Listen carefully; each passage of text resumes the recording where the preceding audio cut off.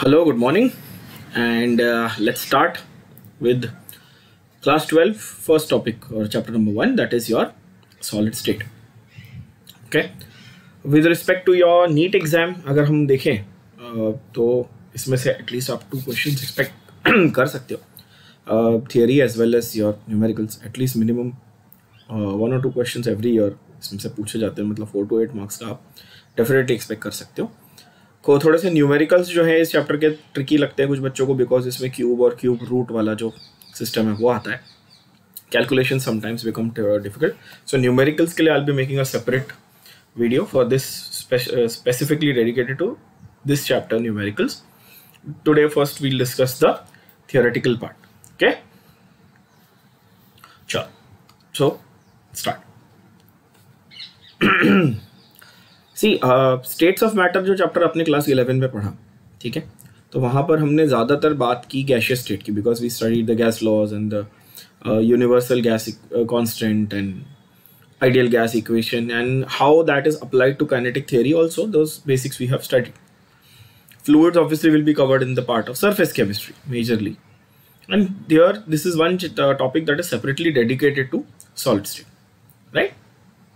तो जो स्टार्टिंग का पैराग्राफ है उसमें ज़्यादा कुछ है नहीं, एक दो ऐसे लाइन्स या वर्ड्स हैं जो शायद आपको थियरी में पूछे जा सकते हैं आपके एंट्रेंस एग्जाम में, तो वो देख लेते हैं पहले. Liquids and gases that flow obviously are called fluids because they have the ability to flow. ठीक है, तो बोला हुआ ये. ओके, सॉलिड स्टेट की कैरेक्टरिस्टिक प्रॉपर्टीज़ क्या, ये आप स्कूल लेवल से पढ़ते आ रहे हो. बहुत ही सिंपल चीज़ें हैं, ठीक है. सबको पता है कि ये definite mass, definite volume, shape, intermolecular distance short, intermolecular forces are strong. देखो, shorter distance will always translate to stronger forces. ठीक है, ये तो बहुत ही बेसिक चीज़ अगर हम देखें इस तरह से कि आप फिजिक्स में भी पढ़ते हो Q1 Q2 upon are square वाला, या ग्रेविटेशन मतलब इलेक्ट्रोस्टैटिक्स में, और ग्रेविटेशन में आप M1 M2 upon are square वाला पढ़ते हो, यानी कि डिस्टेंस के स्क्वायर के हिसाब से फोर्स आपकी वेरी करती है इन्वर्सली. तो डिस्टेंस जितना कम होगा फोर्स उतनी ज़्यादा होगी. तो यही सेम लॉजिक यहाँ पर भी लगाना है आपने. ठीक है, द कॉन्स्टिट्यूएंट पार्टिकल्स, अगर कोई भी पार्टिकल्स हों, whether it is atoms, molecules of और ions, have fixed positions and they can oscillate, they show oscillatory motion. ठीक है, they will show oscillatory motion, they will not show translational motion unless we are talking about free electrons in a metal. तो यहाँ पर आप देखो, atom, molecule और ion will not move. Electrons, free electrons can move, yes. Incompressible and rigid, definitely. अच्छा, hardness और rigidity में थोड़ी फर्क होती है, ये आपको पता होना चाहिए. Hardness and rigidity do not necessarily mean the same thing. Hardness का मतलब कि वो चीज़ जल्दी इसको पेनिट्रेट नहीं किया जा सकता. ठीक है, इमेजिन करो एक ब्लॉक ऑफ वुड आपने लिया और ये पेन आप लो और उसको ऐसे पेनिट्रेट करने को, तो ये हार्ड है.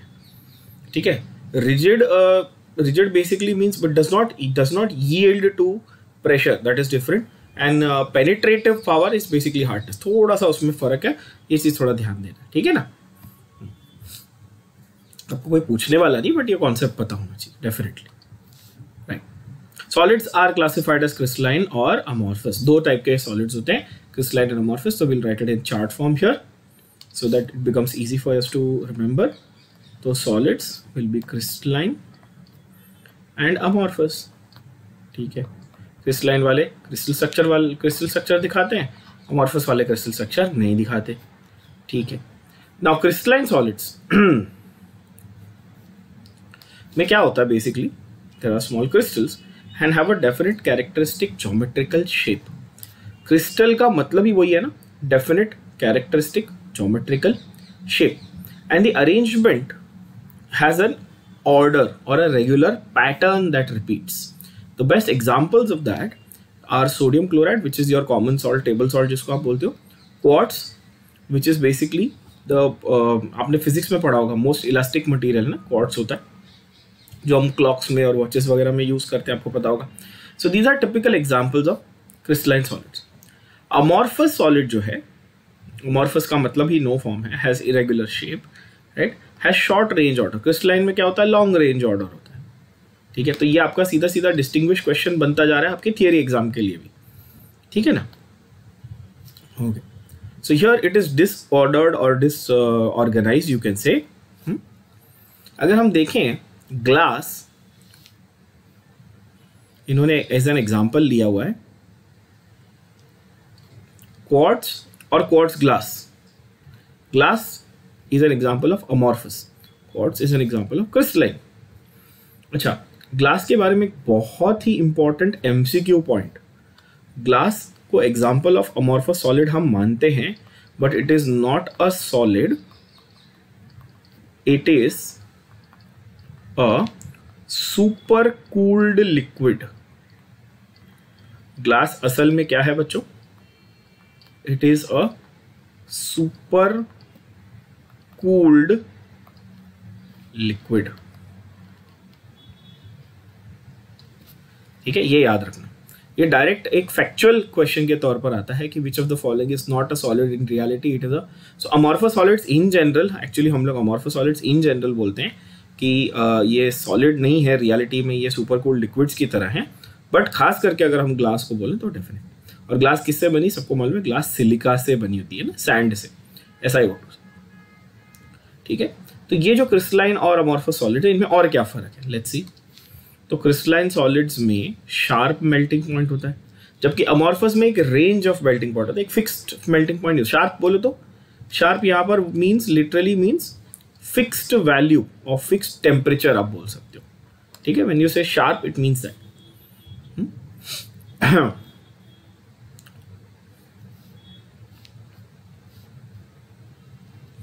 Amorphous solid like liquids have a tendency to flow, though very slowly. Therefore, they are called as pseudo solids or super cooled liquids. मैंने आपको ये अभी बता दिया. ठीक है ना. अच्छा, एक ये बहुत इंपॉर्टेंट पॉइंट नेक्स्ट पैराग्राफ में दिया हुआ है, इसको थोड़ा ध्यान से सुनना. ये कॉन्सेप्ट जो है बच्चों को कई बार कंफ्यूज कर देता. ध्यान से सुनना. Crystalline solids are anisotropic in nature. They are anisotropic, है ना. एनआइसोट्रोपी इसका मतलब क्या है? Let's see. पहले इसका मतलब समझ लेते हैं तो ये क्लियर हो जाएगा. एनआइसोट्रोपिक इन नेचर, इसका मतलब कि उनकी जो प्रॉपर्टीज है वो डिफरेंट डायरेक्शन में डिफरेंट वैल्यूज दिखाती है. आइसोट्रोपी का मतलब होता है कि अलग अलग डायरेक्शन में मेजर करने के बाद भी वो वैल्यू जो है वो सेम रहेगी. ये मुद्दा पहले समझो, क्या है फंडा, क्या है. क्रिस्टलाइन सॉलिड और अमॉर्फस सॉलिड में ये बहुत ही प्राइमरी डिफरेंस निकल के आता है कि देखो, क्रिस्टलाइन सॉलिड जो है वो तो फिक्स शेप दिखा रहा है, जैसा कि मैंने बताया. तो क्रिस्टलाइन सॉलिड जो है वो आपको एक पर्टिकुलर फिक्स्ड शेप दिखाने वाला है. तो इसका ये मतलब है कि यहाँ पे देखो, ये ड्राइंग बनाने में इसमें आसान हो जाता है 3D में. ठीक है, तो क्रिस्टलाइन सॉलिड समझो आपको ये फिक्स शेप दिखाने वाला है, और इसकी जो प्रॉपर्टीज है, इस क्रिस्टलाइन सॉलिड की जो प्रॉपर्टीज है वो अलग अलग डायरेक्शन में अलग अलग वैल्यूज दिखाती है. ठीक है, जबकि अगर मेरे पास इरेगुलर पैटर्न वाला कोई है ना, ये तो रेगुलर हो गया, सॉरी. हाँ, सो इरेगुलर पैटर्न वाला अगर कोई मेरे पास, अमीबा नहीं बना रहा हूँ मैं, सपोज ये इरेगुलर पैटर्न वाले क्रिस्टल्स, या क्रिस्टल्स नहीं, इरेगुलर पैटर्न वाले पार्टिकल्स हैं मेरे पास जो अमॉर्फस में होते हैं. इनका क्या है कि अलग अलग डायरेक्शन में मेजर करने पे बिकॉज ऑफ द अनइवननेस. सो अब यहाँ पर कुछ बच्चे ये बोलते हैं कि सर ये डायरेक्शन में तो अलग है और ये डायरेक्शन में तो लेंथ अलग है. मैं लेंथ की बात नहीं कर रहा हूँ, मैं बात कर रहा हूँ उनकी properties like their resistance, density, है ना. दोस्त जो प्रॉपर्टीज की अगर मैं बात कर रहा हूँ कि उनको अलग डायरेक्शन में मेजर किया तो वो अलग वैल्यूज आपको दिखाएंगी. उन प्रॉपर्टीज का अलग होना इज कॉल्ड एनाइसोट्रोपी. ठीक है, तो क्रिस्टलाइन सॉलिड्स में एनाइसोट्रोपिक नेचर होता है बिकॉज उनका फिक्स स्ट्रक्चर है. तो क्या होगा, लेंथ, ब्रेड्थ, हाइट, ये सब अलग होगी, तो अलग डायरेक्शन में अलग वैल्यूज निकल के आएगी. अमॉर्फस में क्या होता है, इतनी अनइवननेस है, everything cancels out. So that is why they have irregularity, they have regular irregularity. That's the best way to describe it. They are so regularly irregular that everything just cancels out. तो कोई आपको change as such नहीं दिखता, है ना. तो ये बहुत इंपॉर्टेंट. तो देखो यहाँ पर क्रिस्टलाइन सॉलिड्स में एनाइसोट्रोपिक होता है, that is their physical properties like electrical resistance और refractive index show different values along different directions. Amorphous में उल्टा है, so they are isotropic. ठीक है, their arrangement is irregular along all directions. So any physical property would be the same along any direction. तो ये जो मैंने सारा कुछ आपको एक्सप्लेन किया वो यहाँ पर एक छोटे से टेबल में दिया हुआ है, ये काफ़ी इंपॉर्टेंट है, इसको आपने रीड कर लेना है आपके theory as well as entrance point of view से। ठीक है, मैंने सारा कुछ इसमें कवर कर लिया, ट्रू, सूडो, एनाइसोट्रोपिक, आइसोट्रोपिक, है ना। Heat of fusion basically is the same, like melting point जो शार्प उन्होंने बोला, डेफिनेट यानी कि शार्प या फिक्स्ड आप बोल सकते हो। ग्लास, रबर, प्लास्टिक, ये सब अमॉर्फस के एग्जाम्पल और अच्छे एग्जाम्पल्स हैं। Amorphous silicon is one of the best, ये एग्जाम्पल डायरेक्ट एग्जाम्पल है। Amorphous silicon is one of the best photovoltaic material available for the conversion of sunlight into electricity. या physics में आप photo electric cell में आपने definitely पढ़ा हुआ है। Amorphous silicon is used in the solar panels, in the solar cells etcetera. ठीक है, अच्छा, क्रिस्टलाइन को मेरे को फर्दर क्लासीफाई करना है। ठीक है, क्रिस्टलाइन को फर्दर देख लो आप, मॉलिक्यूलर, आयोनिक, मेटालिक और कोवैलेंट। तो यहाँ पर जो हमने क्लासिफिकेशन लिखा उसको हम फर्दर क्लासीफाई कर लेते हैं। You have molecular, you have metallic, you have ionic, and you have covalent. Simple. And the molecular is further classified as polar, non-polar, which is the third variety. देखो, अगर हम देखें पोलर, नॉन पोलर और hydrogen bonded. Hydrogen bonded हमने already, अगर आपको याद हो तो, बहुत सारा इसके ऊपर डिस्कशन किया हाइड्रोजन बॉन्डिंग पे अल्कोहल चैप्टर में, क्योंकि OH ग्रुप की वजह से हाइड्रोजन बॉन्डिंग होती है, उसकी वजह से बॉइलिंग पॉइंट अफेक्ट होता है वगैरह वगैरह। तो इसको हम लोग इसलिए बोलते हैं हाइड्रोजन बॉन्डेड मॉलिक्यूलर सॉलिड। ठीक है, polar molecular solid, non polar molecular solid and hydrogen bonded molecular solid. तो ये हो गया आपका बेसिक क्लासिफिकेशन ऑफ सॉलिड्स। ठीक है, ये अब इसके हर एक को हम लोग डिटेल में डिस्कस करते हैं। तो ये चार्ट आपके लिए सिर्फ इतना सिंपली एक समरी के हिसाब से लिखा हुआ है मैंने। Now let's try discuss everything in, understand everything in detail. तो मॉलिक्यूलर पहला वैरायटी है, वो क्या है भाई? तो इसमें molecules are the main particles. ठीक है, अभी इसमें कहाँ पे कंफ्यूजन आता है मैं आऊँगा उस पर।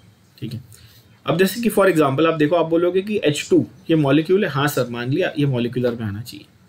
ठीक है, अब कुछ बच्चे आके इसमें क्या बोलते हैं कि सर कोवैलेंट में, है ना, कोवैलेंट में भी तो मॉलिक्यूल हो सकते हैं, क्योंकि ऐसे मॉलिक्यूल्स हमको मालूम है जिसमें कोवैलेंट बॉन्ड होते हैं, है ना। तो ये चीज़ के ऊपर थोड़ा ध्यान देना कि आप कंफ्यूज ना हो। मैं आपको बताऊंगा कि कहाँ पे कौन सा मॉलिक्यूलर में इंक्लूड करना है, कौन सा कोवैलेंट में इंक्लूड करना है। बिकॉज एज अ स्टूडेंट आपके दिमाग में ये सवाल आना बहुत ही नॉर्मल और जनरल सी बात है कि हाँ सर, ऐसे अगर आप मुझे ये दोगे CO2 तो ये तो मॉलिक्यूल भी है, तो मैं बोलूँगा हाँ ये तो मॉलिक्यूल है, बात तो सही है। और कोई बच्चा आके आर्ग्यू करेगा कि सर CO2 में तो कोवैलेंट बॉन्ड भी है, तो मैं कोवैलेंट में डालूँ कि मॉलिक्यूलर में डालूँ? ये सवाल आपके दिमाग में भी आ रहा होगा डेफिनेटली, है ना। तो उसके ऊपर चर्चा करेंगे हम। ठीक है, तो यहाँ पर एटम्स और मॉलिक्यूल्स रहेंगे मॉलिक्यूलर सॉलिड में।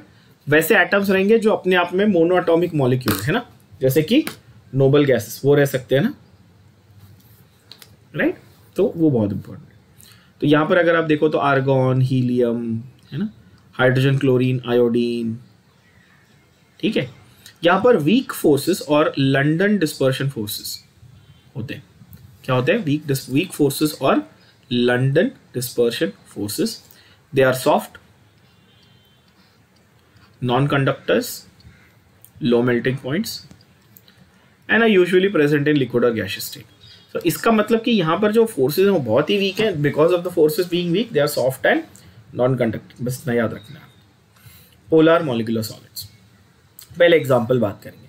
तो एग्जाम्पल में solid SO2 and solid NH3 are very good examples of polar bonds. Even CO2 for that matter polar bond है। कार्बन और ऑक्सीजन के बीच में अच्छा खासा डिफरेंस है ना, किसका? आपके इलेक्ट्रोनेगेटिविटी का। तो ऑब्वियसली वो पोलर में माना जाएगा। नॉन पोलर में क्या होता है? नॉन पोलर में होमो यानी कि सेम एटम से बने हुए मॉलिक्यूल ना, वैसा। और यहाँ पर हेट्रो यानी कि HCl, SO2, NH3, CO2, है ना, जिसमें पोलर कोवैलेंट बॉन्ड। पोलर क्यों होंगे? Because of electronegativity difference. तो इसीलिए डाइपोल टाइप का इंटरेक्शन होता है इसमें। अब ये हमने फर्स्ट चैप्टर में ऑलरेडी डिस्कस किया हुआ। फर्स्ट चैप्टर है आपका, है ना, उसमें हमने ऑलरेडी डिस्कस किया कि भाई dipole dipole interaction, states of matter में भी हमने इनफैक्ट इसके बारे में काफ़ी डिटेल में बात की थी, types of forces. Again these are soft and non conductors, but their melting points are slightly higher than those of non polar, क्योंकि पोलैरिटी जो है, इलेक्ट्रोस्टैटिक अट्रैक्शन जो है, उसकी वजह से स्लाइटली मेल्टिंग पॉइंट हायर है, बाकी सब ओवरऑल सेम है. देखो नॉन कंडक्टर, सॉफ्ट एटसेट्रा. तीसरा है हमारा हाइड्रोजन बॉन्ड, बहुत ही अच्छा एग्जांपल. H के साथ, हाइड्रोजन के साथ फ्लोरीन, ऑक्सीजन, नाइट्रोजन, यानी कि ग्रुप 15. देखो यार H के साथ ना आपका ग्रुप 15, 16 या 17 का कोई भी एलिमेंट आप ले लो, ठीक है. ग्रुप 15, 16 या 17 का यदि आप एलिमेंट ले लेते हो तो आपके पास डायरेक्टली ये आ जाता है, क्या बोलते हैं, पोलैरिटी आ जाती. क्यों? क्योंकि ग्रुप 15, 16, 17 के एलिमेंट्स इलेक्ट्रोनेगेटिव होते हैं, है ना, और आपका हाइड्रोजन जो है वो इलेक्ट्रोपॉजिटिव होता है. तो इसीलिए इलेक्ट्रोनेगेटिविटी का डिफरेंस होगा, पोलैरिटी आएगी, और उस पोलैरिटी की वजह से हाइड्रोजन बॉन्ड बनेंगे. तो एक ये आर्ग्यूमेंट भी बनता है कि sir hydrogen bonded is a type of polar. Yes, but it is a special category of polar. ठीक है, तो हाइड्रोजन बॉन्डिंग जो है उसको हम लोग स्पेशल कैटेगरी ऑफ पोलर मान के चलते हैं. तो it is polar covalent bonds between what, hydrogen and something. तो that is why it is specially hydrogen bonding. Best example है पानी. वाटर मॉलिक्यूल ढेर सारा हाइड्रोजन बॉन्डिंग है. इसका सॉलिड फॉर्म क्या है, आइस है. वाटर मॉलिक्यूल का सॉलिड क्रिस्टलाइन फॉर्म क्या रहेगा, आइस रहेगा. ऑब्वियसली वो नॉन कंडक्टर्स ऑफ इलेक्ट्रिसिटी है. तीसरा है आपका ionic solids. So ions are the constituent particles of ionic solids. इसमें इलेक्ट्रोस्टैटिक या कूलोमिक फोर्सेस होते हैं. एग्जाम्पल इसका सबसे अच्छा है NaCl.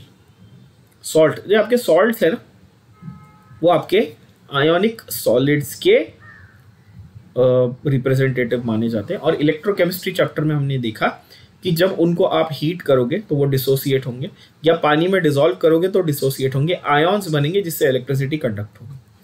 So in the molten state और when dissolved in water they conduct electricity. Clear है ये? ठीक. उसके बाद मेटालिक सॉलिड्स. यार ये तो सीधा सीधा है. Metals are basically a collection of positive ions surrounded by a sea of electrons. तो ये जो कलेक्शन ऑफ कोर ऑफ ये है ना, उसको हम लोग बोलते हैं कर्नेल. क्या बोलते हैं? Kernel of ions. Kernel, core basically जैसे आप बोल सकते हो.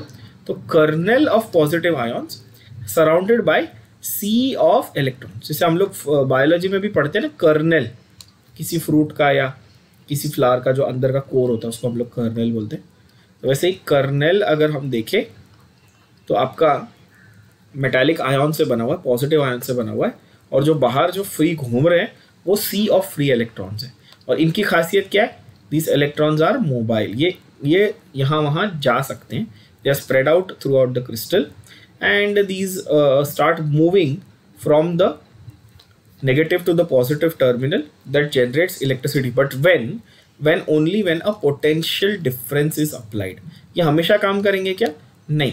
Potential difference needs to be applied for the movement of electrons. अगर ऐसे ही डायरेक्ट आप करोगे तो ये नहीं हो पाएगा, है ना. मेटल का रॉड आपने अगर ऐसा पकड़ा तो उसमें डायरेक्ट इलेक्ट्रॉन्स की मूवमेंट हो रही है? नहीं. जब तक उसमें आप पोटेंशियल डिफरेंस अप्लाई नहीं करोगे तब तक इलेक्ट्रॉन्स की मूवमेंट नहीं होनी. ठीक है. मेटल्स की और एक प्रॉपर्टी है कि they are highly malleable and ductile. ये तो चौथी क्लास से पढ़ते हैं. क्या बकवास चीज़ लिखी. ठीक. थर्मल अच्छे हीट के कंडक्टर हैं, इलेक्ट्रिसिटी के कंडक्टर, सब बेसिक चीज़ें हैं. ये मतलब 12वीं के लेवल पे आके अगर आपको ये भी एक बार बताना पड़े तो थोड़ा सा मतलब शर्मिंदगी की बात हो सकती है. ओके. कोवैलेंट बहुत इंटरेस्टिंग, क्योंकि कोवैलेंट आपको ज़्यादा इतना डिटेल में नहीं सिखाया गया बचपन में, और कोवैलेंट के बारे में नई इन्फॉर्मेशन भी है. जैसे कि सबसे पहला और इम्पॉर्टेंट बात यह है कि भाई कोवैलेंट को हम लोग क्या नाम से जानते हैं? हम उसको जायंट सॉलिड्स या नेटवर्क सॉलिड्स के नाम से जानते हैं. कैसे जानते हैं बच्चों? जायंट, यहाँ पे नेटवर्क नहीं लिखा बट आप जान लो कि जायंट भी बोल सकते हो और नेटवर्क भी बोल सकते हो.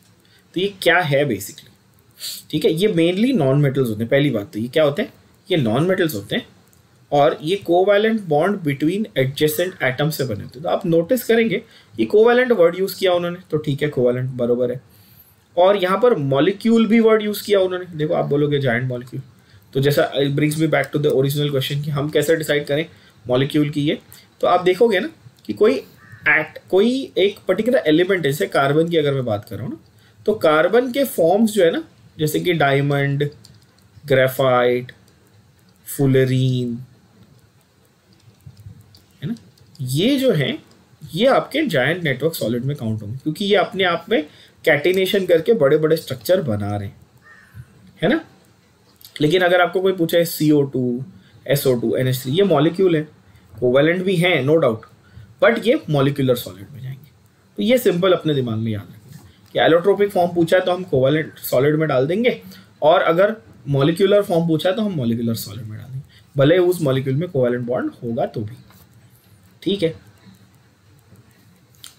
Covalent bonds are directional in nature, ये तो यार NCB चैप्टर में हमने देखा ही हुआ है केमिकल बॉन्डिंग में, कि ज्योमेट्री होती है ना, फिक्स ज्योमेट्री होती है कोवैलेंट बॉन्ड की, कोई टेट्राहेड्रल होता है, कोई ट्राइगोनल प्लेनर होता है, कोई लीनियर होता है ना, सबकी हाइब्रिडाइजेशन अलग होती है। तो बिकॉज ये डायरेक्शनल इन नेचर, यानी कि इनकी फिक्स ज्योमेट्री होती है, तो इसीलिए ये काफ़ी अच्छे से एक प्रॉपर अपनी पोजिशन पकड़ के रखते हैं, और ये फिक्स जगह पे होते हैं, एंड दैट्स बिकॉज वो पोजिशन पकड़ के रखते हैं और फिक्स जगह पे हैं, therefore they are hard also and brittle also. Hard और ब्रिटल में फ़र्क है, हार्डनेस मैंने बता दिया ऑलरेडी कि भाई उसको जल्दी आप पेनिट्रेट नहीं कर सकते हो, बट ब्रिटल क्या मतलब है, जैसे कि कांच का अगर बड़ा शीट रख दिया तो आप उस पर बैठ भी जाओ, खड़े हो जाओ तो टूटेगा नहीं, आपका वजन ले लेगा, लेकिन कहाँ पे, सेंटर में।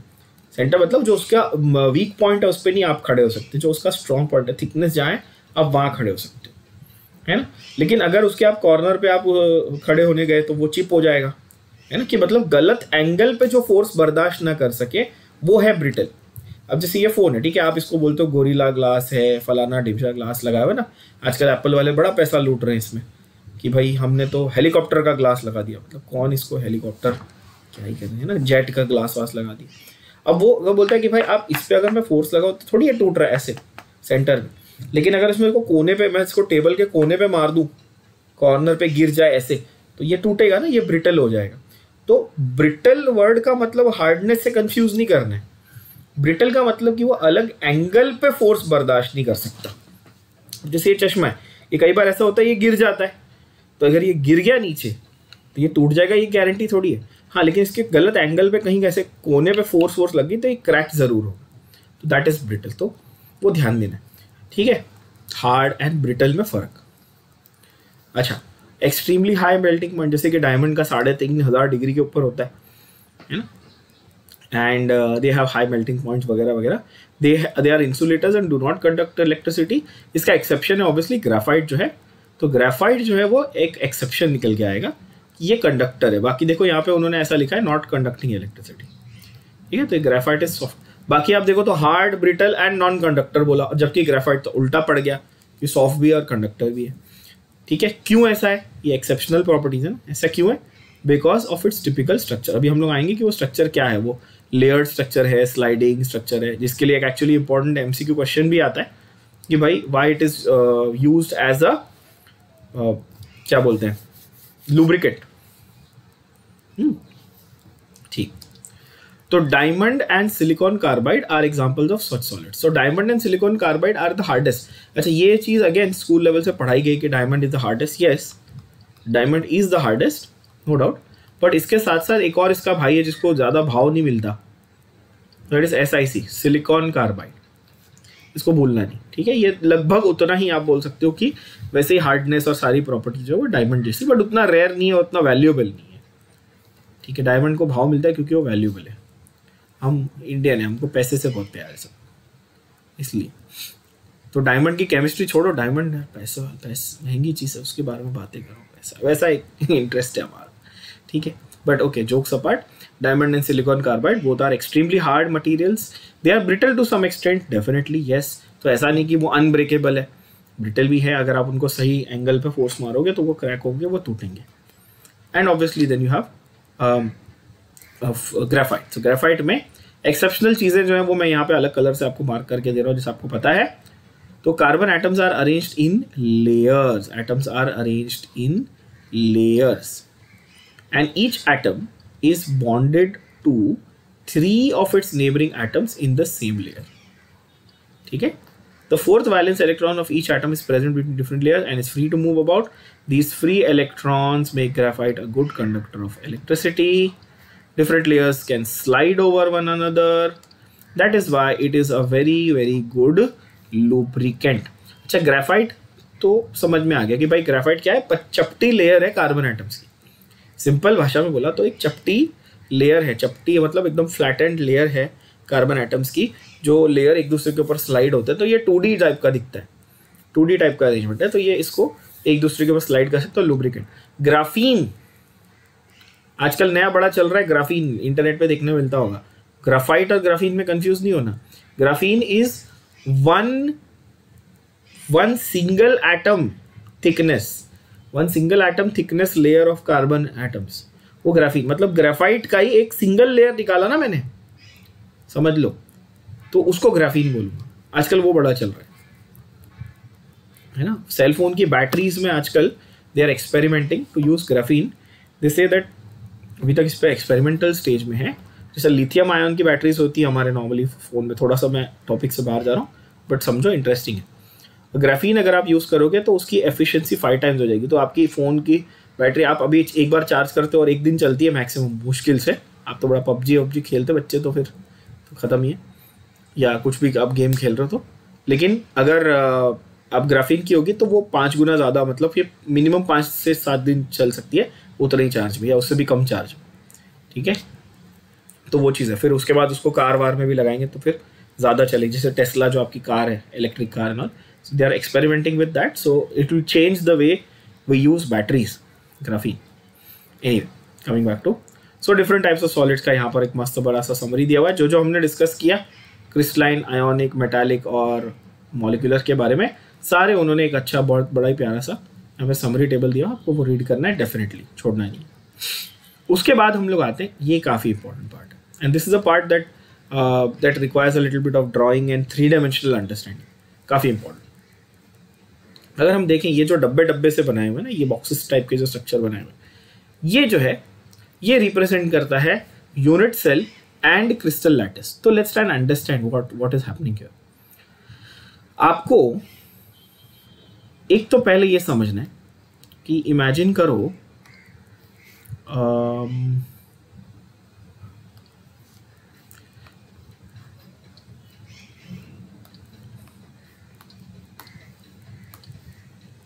इमेजिन करो कि आपको सोडियम क्लोराइड का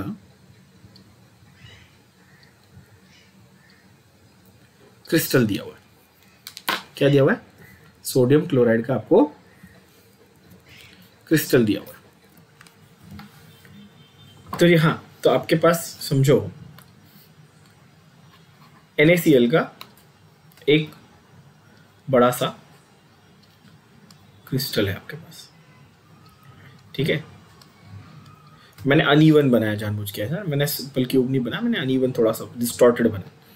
अब ये फंडा ये है कि भाई जब ये क्रिस्टल की मैं बात कर रहा हूँ, many students may be even, जैसे आप अगर देख रहे हो, आप ये सोच रहे होंगे इस डायग्राम को देखकर कि वो जो छोटे छोटे दाने होते हैं सोडियम क्लोराइड के, ठीक है, उसको जो माइक्रोस्कोप, ये भी बहुत पॉपुलर पिक्चर है इंटरनेट पे, सॉल्ट की क्रिस्टल्स का माइक्रोस्कोपिक इमेज आपको इलेक्ट्रॉन माइक्रोस्कोप का बड़ा सा इमेज दिखाते, या शक्कर की क्रिस्टल्स का दिखाते।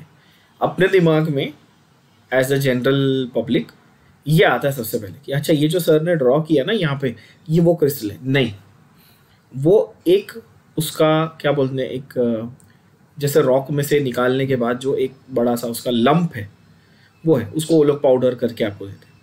That contains n number of many number of such crystals. These are very small, tiny, microscopic, submicroscopic. ठीक है, तो ऐसा नहीं कि ये जो क्यूब बना है वो रिप्रेजेंट करता है एक क्यूब ऑफ सॉल्ट को या एक क्यूब ऑफ उस पर्टिकुलर मटेरियल को, ऐसा नहीं। अगर ऐसा आपके दिमाग में था तो ये निकाल दे। ठीक है, पहली बात आई होप समझ में आ रही है। तो यहाँ पर क्या है कि ये जो क्रिस्टल हम ड्रॉ करते हैं ना, ये एक repeating unit cell. Now the best way to understand it is this. Imagine जैसे ये जो पूरा स्ट्रक्चर यहाँ पर जिसमें मेरा माउस अभी फिलहाल घूम रहा है आपको दिख रहा होगा, इमेजिन ये आपकी बिल्डिंग है। आप अपनी बिल्डिंग को बाहर से देख रहे हो, third person point of view से आप बाहर से देख रहे हो, तो आपको क्या दिखता है? फ्लैट्स दिखते हैं एक के ऊपर एक फ्लैट आपका है समझो तीसरे माले पे, तो उसके ऊपर फोर्थ फ्लोर पे एक होगा, सेकंड फ्लोर पे एक होगा, ठीक है। फिर आपके ये साइड में एक फ्लैट होगा, एक साइड में एक फ्लैट। तो फ्लैट बेसिकली क्या एक डब्बा ही है ना, क्यूब है, 3 डायमेंशनल, रेक्टेंगुलर हो सकता है या स्क्वायर हो सकता है, जो भी है, बट एक 3 डायमेंशनल स्ट्रक्चर है। और वो डब्बे एक के ऊपर एक स्टैक्ड है या एक के बाजू में एक स्टैक्ड है। तो उस तरह से इसको आप इमेजिन करो। बात समझ में आ रही? तो यहाँ पे आपको थोड़ा सा इमेजिनेशन में आसानी हो जाएगी and you will be able to understand how it is functioning in the 3 dimensional structure.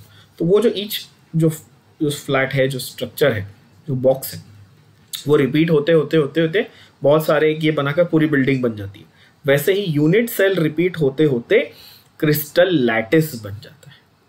जैसे फ्लैट्स रिपीट होते होते बिल्डिंग बन जाती है, वैसे ही यूनिट सेल रिपीट होते होते क्रिस्टल लैटिस बन जाता है। बराबर है? तो यहां पर अगर हम देखें, रेगुलर रिपीटिंग यूनिट है, the entire arrangement is called a crystal lattice. How do you define it? The regular 3-dimensional arrangement of points in space is called a crystal lattice, and these are called Bravais lattices. ठीक है? I know some people call it Bravais lattice and all that, whatever. It's a French word. It's pronounced as Bravais. Okay, so Bravais lattices. There are 14 possible combinations. This was named after the French guy who described them, and there are certain characters of these. So each point in a lattice is called a lattice point or a lattice site. Each point represents one constituent particle. It can be an atom or a molecule or a group of atoms or an ion. कुछ भी हो सकता है, वो particle है। जैसे हमने Avogadro में बोला था 6.023 × 10⁻23 पार्टिकल। एटम हो सकता है, मॉलिक्यूल हो सकता है, आयन हो सकता है, कुछ भी हो सकता है, पार्टिकल है भाई। ठीक है। Lattice points are joined by straight lines to bring out the geometry of the lattice. हर लैटिस पॉइंट को ज्वाइन करो, आपको मिल जाती है उसकी ज्योमेट्री। अब यूनिट सेल क्या है? बहुत ही इंपॉर्टेंट स्टेटमेंट है ये। Unit cell is the smallest portion of a crystal lattice. ठीक है, unit cell is the smallest portion. तो उसका जैसे कि स्ट्रक्चरल एंड फंक्शनल यूनिट आप बोल सकते हो, जैसे बायोलॉजी में आप बोलते हो cell is the structural and functional unit of life, वैसे ही यहाँ पर आप बोल सकते हो unit cell is the structural and functional unit of, structural unit mainly of the crystal lattice. तो एक यूनिट सेल को रिपीट करते करते करते करते करते आपका पूरा का पूरा लैटिस जनरेट हो जाता है। And let's study how a unit cell looks. बहुत ही आसान है ये। अगर मैं एक साइड को A बोलता हूँ, दूसरे साइड को B बोलूँगा, तीसरे साइड को C बोलूँगा। यानी कि अगर हम इसको इस तरह से 3 डायमेंशन में आपको अगेन बना के बताता हूँ तो आपको ये देखने मिलेगा आसानी से। तो लेंथ, ब्रेड्थ एंड हाइट की अगर मैं बात कर रहा हूँ तो अब देखोगे कि ये अगर मैं बोल रहा हूँ इसको लेंथ, इसको मैं बोल रहा हूँ ब्रेड्थ, इसको मैं बोल रहा हूँ हाइट, तो length, breadth and height, and then these things will constitute the 3-dimensional structure, right? So that's a very very important point here कि ये जो 3-dimensional structure की मैं बात कर रहा हूँ,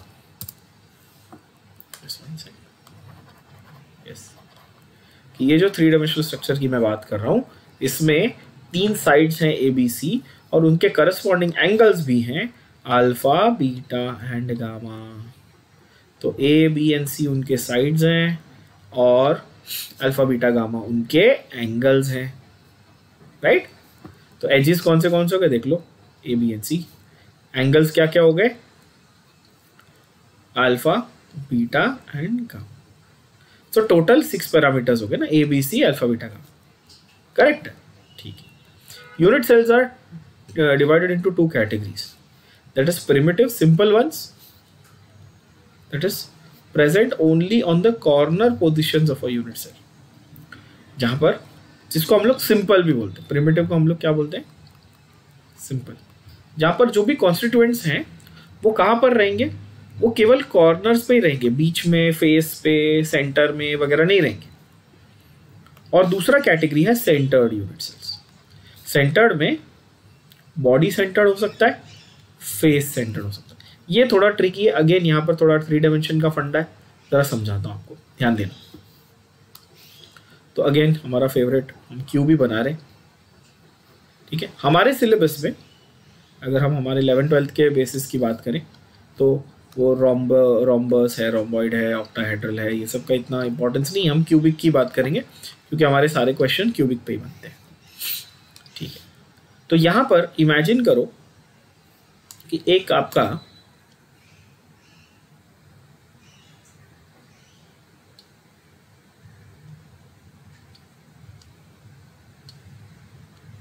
क्यूब है और उसके अंदर, now not on the surface, ये जो क्यूब है ना,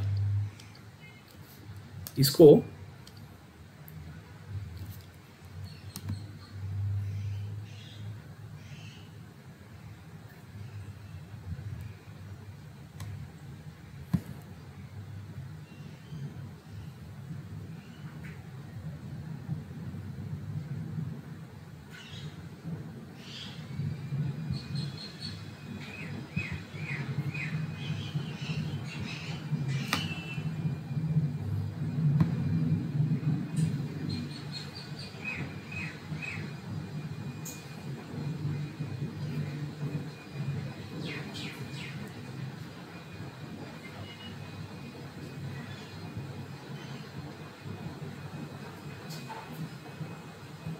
हाँ, तो आप देखोगे तो मैंने इसको अंदर डाल दिया, मैं हटा देता हूँ, मैंने इसको अंदर डाल दिया ऐसा, यानी कि ये जो सर्कल है, ये जो आपको पार्टिकल दिख रहा है, ये क्यूब के अंदर है, तो ये उसकी क्यूब की बॉडी के अंदर है, बात समझ रहे हो। तो इसको हम बोलेंगे बॉडी सेंटर्ड क्यूब। क्या बोलेंगे? Body centred cube. Same way ऐसा भी हो सकता है कि इसके ये फेस पे एक पार्टिकल है, ये फेस पे एक पार्टिकल है, ये फेस पे एक पार्टिकल है, टॉप पे एक पार्टिकल है, साइड पे, यहाँ पे, बॉटम पे, यहाँ पे, ऐसे भी पार्टिकल, मतलब हर फेस पे एक पार्टिकल। अगेन इसको 2D में जब मैं पेपर पे ड्रॉ करता हूँ आपको समझने में थोड़ी डिफिकल्टी हो सकती है, I give you a better idea. Imagine the room that you are sitting in right now and watching this, ठीक है। इमेजिन, तो आपके रूम में 4 दीवार है, एक छत है और एक फ्लोर है, तो वो हुआ ना क्यूब। भले ही डायमेंशन थोड़ा सा अलग होगा, चलो ठीक है, रेक्टेंगल हो सकता है, मैं क्यूब आप बोल रहे हो। मान लो कि आपके 6 फेसेस दिख रहे हैं, आपको 6 फेस दिख रहे हैं और हर फेस पे एक पार्टिकल लगाया हुआ है, तो 6 फेस पे 6 पार्टिकल लगाए हुए, ऐसा हो सकता है। अगर सिर्फ कॉर्नर ऑफ द रूम पे पार्टिकल गोल से एटम्स लगाए हुए तो वो सिंपल हुआ, प्रिमिटिव हुआ। फेस पे लगा दिया तो फेस सेंटर्ड हो गया, और एक बड़ा सा ऐसे गोला बीच में रख दिया आपके रूम के बीच में जो सारे फेसेस को टच कर रहा है, ऐसा इमेजिन कर सकते हो, तो वो आपका हो गया बॉडी सेंटर, ठीक है ना। बहुत ही सिंपल चीज़ हो गई है। अब ये आसान हो जाएगा समझना कि यहाँ पर क्या होता है, 1 particle at its body centre होगा तो बॉडी सेंटर हो जाएगा, और 1 particle present at each face, तो ये हो गया फेस सेंटर। अच्छा, इसके साथ साथ आप एक चीज़ अभी ही नोट डाउन कर लो और अभी याद रख लो, इसको हम लोग SCC बोलते हैं, सिंपल क्यूबिक क्रिस्टल।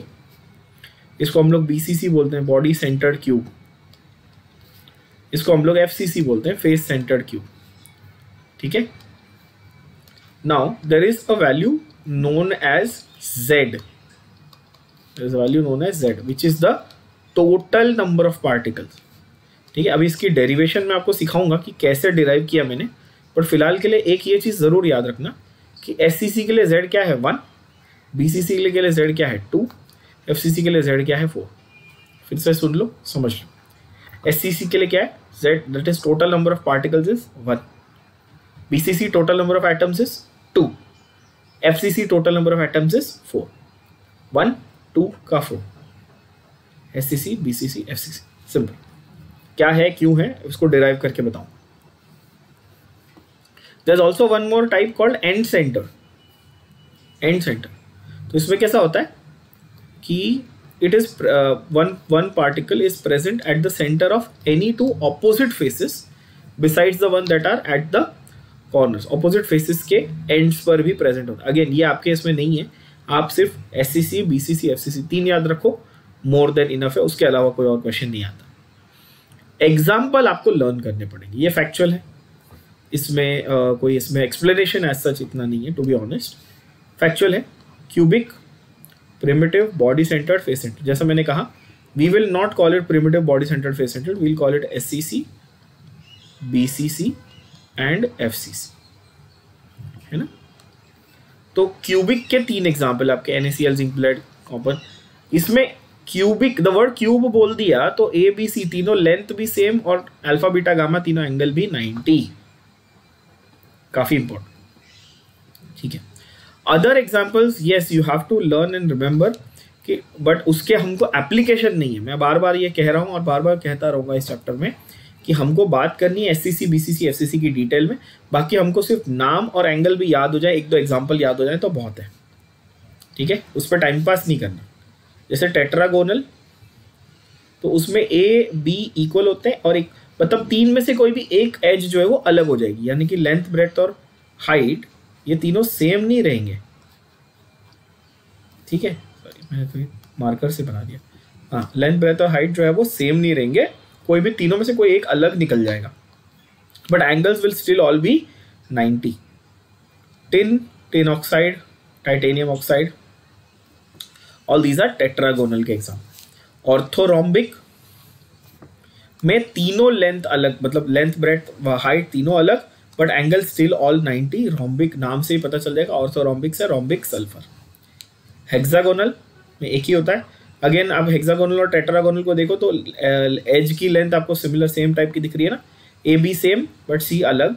इसमें alpha beta 90, gamma 120। Graphite is an example of this. Then you have rhombohedral. Orthorhombic और रोम्बोहेड्रल, नाम रोम्बो है तो फिर कंफ्यूज नहीं होना। ABC same, alpha beta gamma तीनों में से एक भी एंगल 90 नहीं है, बट इक्वल तीनों है बट 90 नहीं है। तो इक्वल दोनों है, अल्फा बीटा इक्वल है, गामा इक्वल भी नहीं है और 90 भी नहीं है।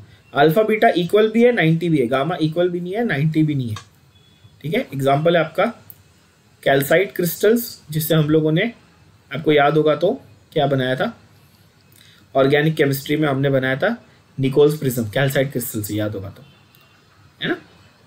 तो ऐसे अलग अलग टाइप के हमारे हैं। तो अगर आप नोटिस करेंगे 1 2 3 4 5 6 7 8 9 10 11, दैट इज 11 वेराइटीज यहाँ पर होगी आपकी। और मोनोक्लिनिक, और यहाँ पे थोड़ा आई थिंक सो मिसप्रिंट है इसमें, पर ठीक है। बाकी आप सिर्फ, जैसा मैंने कहा कि आप सिर्फ उसमें सिर्फ नाम और जो वैल्यूज एंगल के हैं वो याद कर लो। एक आधा example is more than enough, but cubic crystal के जो पहले 3 टाइप मैंने अलग कलर से मार्क किए, ये आपको याद होने ही चाहिए at any cost. Now primitive structures कैसे बनते हैं यूनिट सेल की, यानी कि सिंपल वाले जो स्ट्रक्चर है वो किस तरह से बने हुए होते हैं। जो पहला है उसको हम लोग ओपन स्ट्रक्चर कहते हैं, ठीक है। फंडा क्या है जरा देखो। Each small sphere represents only the centre of the particle occupying the position and not the actual size. तो जैसे कि जब मैं इसमें ड्रॉ करने जाता हूँ, आपको मैं फिर से दिखा देता हूँ एक बार। When I'm trying to draw the structure of a simple cubic crystal, थोड़ा बड़ा बना देते हैं इसको।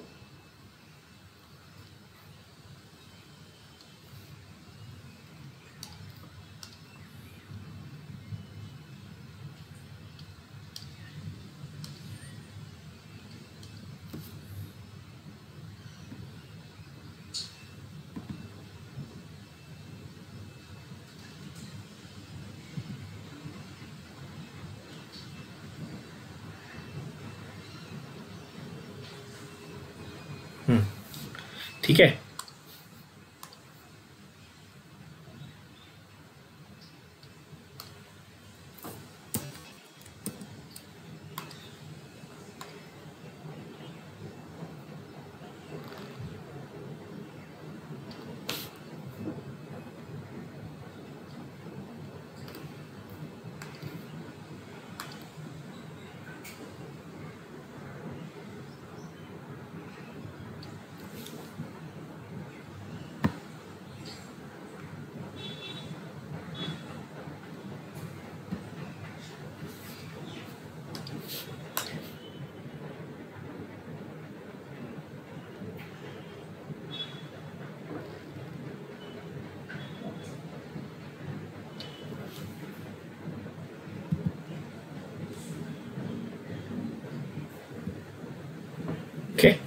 नाउ सपोज ये ऐसा बनाया हुआ है, ठीक है।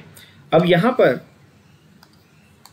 मैंने सर्कल, यहाँ पर कॉर्नर पे कितने कॉर्नर गिनते जाओ, 1 2 3 4 5 6 7 और 8 कॉर्नर पे मैंने 8 पार्टिकल बना दिए। तो ये जो पार्टिकल, ये क्या एक्चुअल साइज ऑफ एटम है? नहीं, ये सिर्फ रिप्रेजेंटेशन के लिए बनाए। एक्चुअल साइज ऑफ एटम अगर आप बनाने जाओगे तो आपको इस तरह से बनाना पड़ेगा। मेरी ड्राइंग थोड़ी खराब है यार। सो एक्चुअल साइज अगर हम बनाने जाएंगे तो ऐसे बड़े बड़े पार्टिकल बनेंगे, ठीक है, ये इस तरह से। मतलब क्या कि ये जो छोटा मैं सर्कल बनाया है, ये सिर्फ रिप्रेजेंटेशन है of the centre of the actual atom that is going to occupy the corner. जो रियल साइज है, वो जो रेशियो है साइज का, वो बहुत ही बड़ा है, ठीक है। तो ये चीज को थोड़ा सा अपने ध्यान देके देखना है।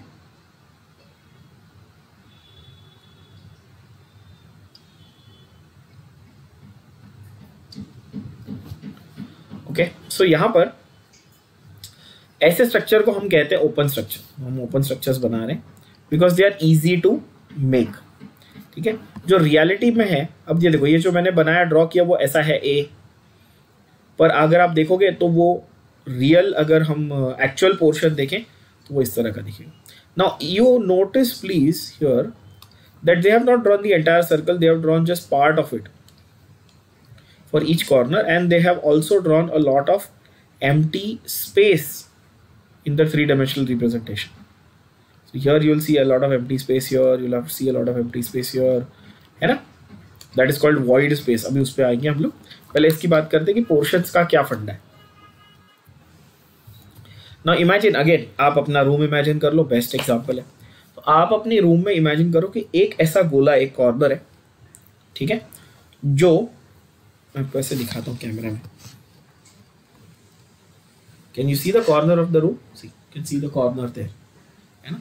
इमेजिन करो एक बड़ा सा सर्कल है या स्फीयर है जो उस कॉर्नर में ऐसे होल करके घुसाया हुआ है। तो क्या वो पूरा स्फीयर आपके रूम का पार्ट है?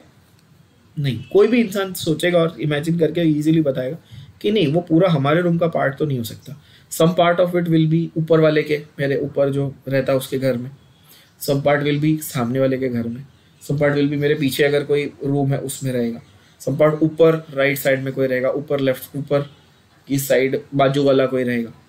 Which means that circle will be shared by many of the boxes together, many of the boxes together.